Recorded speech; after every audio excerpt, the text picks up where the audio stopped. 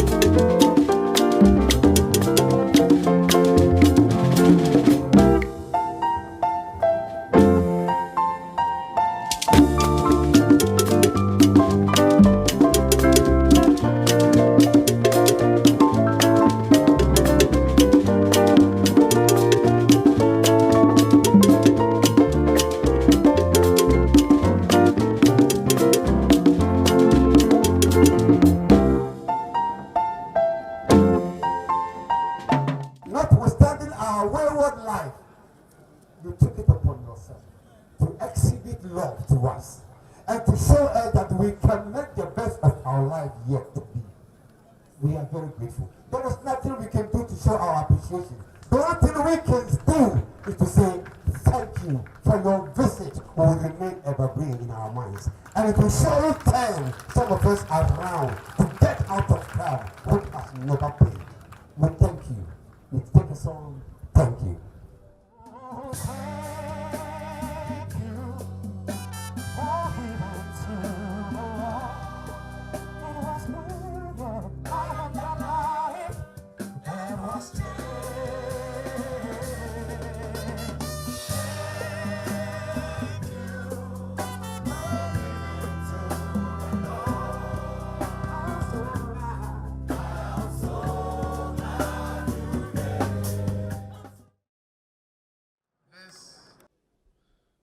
It's a historic and very significant visit for me. I swore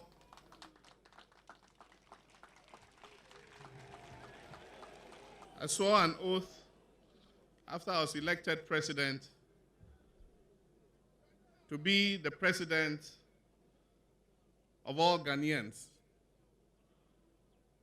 And all Ghanaians mean all Ghanaians, no matter where they are or in what circumstances they are.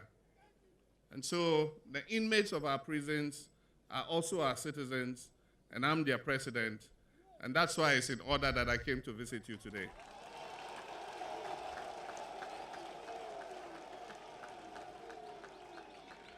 This is the first time I really have come into the prison to see the conditions that exist here. Houses will say today it is Gafili Gadochi Gawuka Ganama.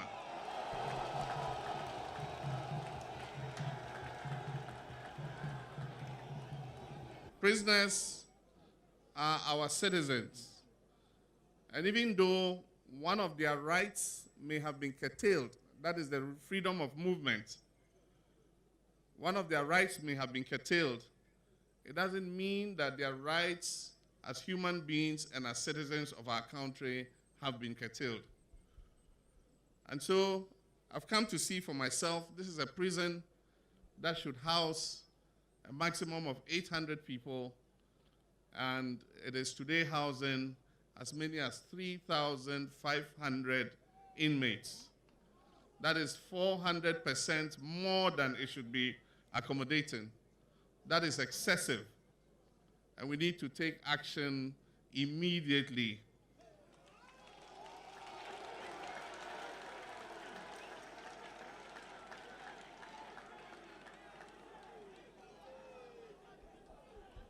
Indeed,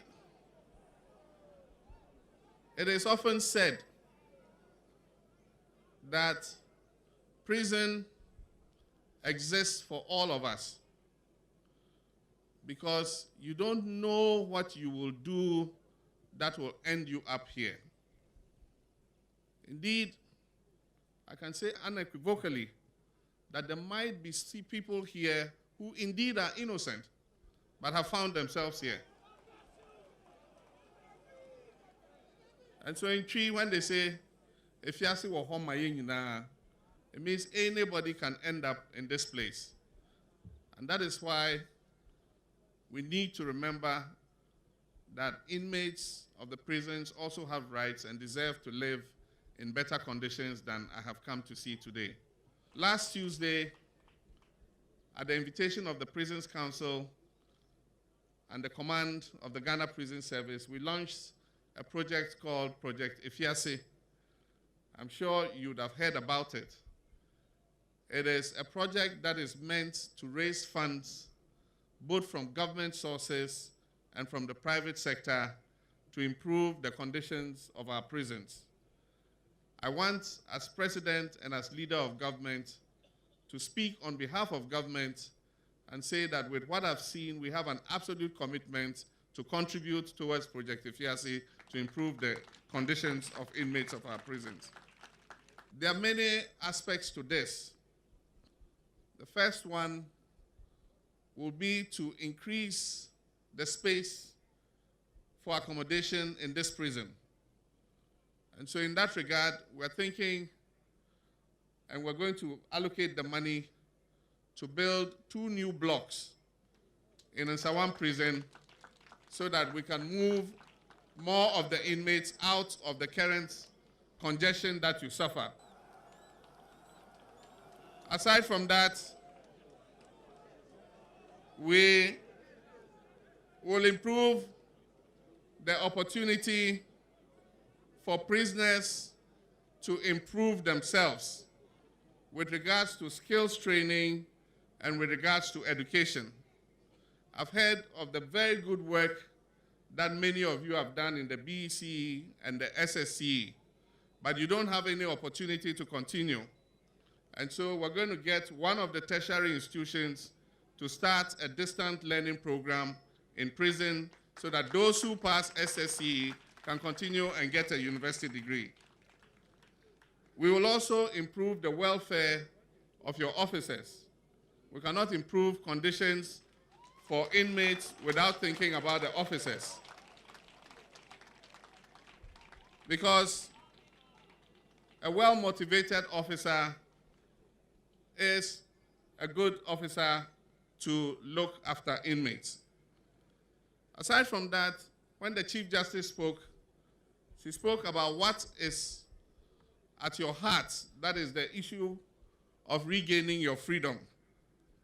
And that's why she announced that we're going to build a court here in the prison so that for those of you who want a review of your cases, you can come before the judge and present a petition, and he would look at the circumstances of your incarceration, and if he determines that there are grounds for injustice having taken place, you have the opportunity to regain your freedom.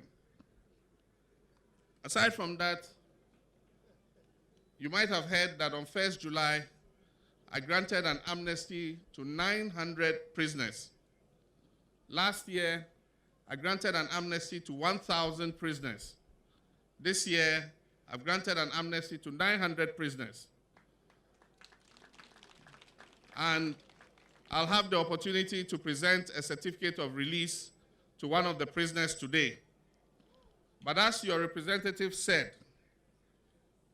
added to this amnesty, we need to look, and I was talking to the Director General, at the possibility of giving remission of sentence for good behavior.